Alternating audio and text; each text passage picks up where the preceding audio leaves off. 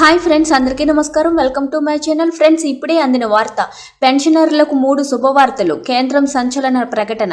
దీనికి సంబంధించిన complete details అయితే ఈ వీడియోలో తెలుసుకుందాం. ఫ్రెండ్స్, వీడియోని పూర్తిగా చూడండి. అలాగే తప్పకుండా లైక్ చేసి ఛానల్ని అయితే సబ్స్క్రైబ్ చేసుకోండి.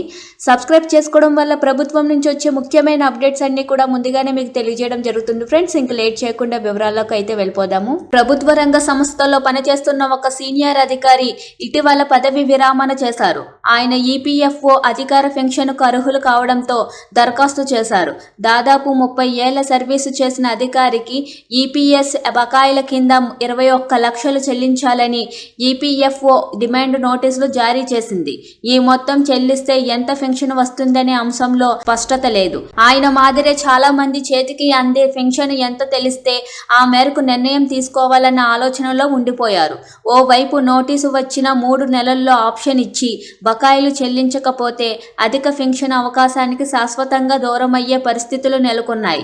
ఇప్పటికే 2 తెలుగు రాష్ట్రాలకు చెందిన 81,000 మంది ఆర్టీసీ ఉద్యోగులకు డిమాండ్ నోటీసులు జారీ అయ్యాయి. ఇందులో 30,000 మంది మాత్రమే అధిక పెన్షన్ కోసం అంగీకార పత్రాలు ఇచ్చినట్లు తెలిసింది. ఇది లాభదాయకమో కాదో తెలియక చాలా మంది ఉద్యోగులు దూరంగా ఉండిపోయారు. ఒక్క హైదరాబాద్ ఈపీఎఫ్ఓ రీజియన్ పరిధిలో 12,700 మంది దరఖాస్తు చేశారు. వీరిలో కొందరికి నోటీసులు జారీ అయినప్పటికీ పెన్షన్ లెక్కలు తెలియకపోవడంతో అంగీకారం చెప్పకుండా అవకాశాన్ని విడిచిపెడుతున్నారు. జారీ చేస్తున్న డిమాండ్ నోటీసును అనుసరించి అధిక పెన్షన్ ఎంత వస్తుందో చెప్పాలంటూ ఇప్పటికే సిబిఐ సభ్యులు, కార్మిక సంఘాల వారు ఈపీఎఫ్ఓకు విజ్ఞాపనలు ఇచ్చారు. ఈ మేరకు అది ప్రస్తుతం ఆన్లైన్ క్యాలిక్యులేటర్ను సిద్ధం చేసింది. ఇది సర్వీసులోని ఉద్యోగుల కన్నా ఇప్పటికే పదవి విరామణ చేసిన వారికి ప్రయోజకరంగా ఉంది. అధిక పెన్షన్ దరఖాస్తుదారులు తమ దరఖాస్తు స్థితి తెలుసుకునేందుకు ఇప్పటికే ఈపీఎఫ్ఓ మెంబర్ పోర్టల్లో సదుపాయం ఉంది. ఈ ఆప్షన్ ని ఎంచుకుని ముందుకెళ్లాలి. దరఖాస్తు సంఖ్య లేదా యూఏఎన్ నెంబర్ లేదా పీపీఓ నెంబర్ నమోదు చేసి ఆధార్ ఓటీపీ తెలుసుకోవాలి. ఈ ఓటీపీని నమోదు చేసిన తర్వాత దరఖాస్తు స్థితి తెలుస్తుంది. అధిక పెన్షన్ అర్జీ ఏ స్థాయిలో ఉంది, డిమాండ్ నోటీసులు జారీ అయ్యిందా, ఇంకా పెండింగ్లో ఉందా అనేది తెలుసుకోవచ్చు.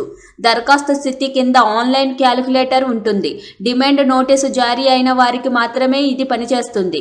క్యాలిక్యులేటర్లోని ఉద్యోగి పుట్టిన తేదీ, ఈపీఎఫ్ చందా సర్వీసుల్లో చేరిన తేదీ, ఉద్యోగం నుంచి పదవి విరామణ చేసిన తేదీ నమోదు చేయాలి. ఇప్పటికే పదవి విరామణ చేసిన వారికి ఇది ఉపయోగంగా ఉంది. ఇందులో 2014 సెప్టెంబర్ 1కి ముందు అంటే ఆగస్టు 31 నాటికి వేతనం నమోదు చేయాలి. ఆ తర్వాత పదవి విరామణ చేసిన తేదీ నాటికి చివరి 5 ఏళ్ల వేతన సగటు నమోదు చేయాలి. ఈ వివరాల ప్రకారం చేతికి వచ్చే పెన్షన్ ఎంతో తెలియనుంది.